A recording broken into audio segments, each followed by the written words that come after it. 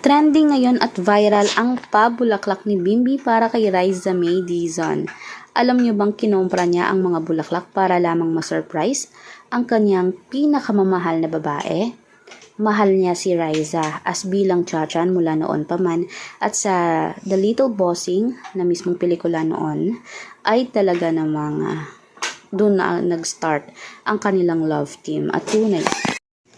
Marami ang natulala at nabighani at napahanga mismo sa pabulaklak na ito. Kaya napapasana all ang lahat. Sabi nila, sana all may Bimbi Aquino. Kaya din ba mga kanetizen, sa tingin nyo bagay nga ba si Riza at mismong si Bimbi? Marami kasi nga nagmo-motivate na gumawa sila ng movie ulit kasama mismo si Bossing at ang mga cast ng Itbulaga. Dahil mas masaya, mas marami nga. At talaga namang napatunayan na ni Bimbi yon, isang labas lang, nag-click agad siya at nag-viral. Comment down below kung gusto nyo pa ng movie niya soon. At huwag kalimutan mag-subscribe, i-click ang notification bell for more public videos and trending videos.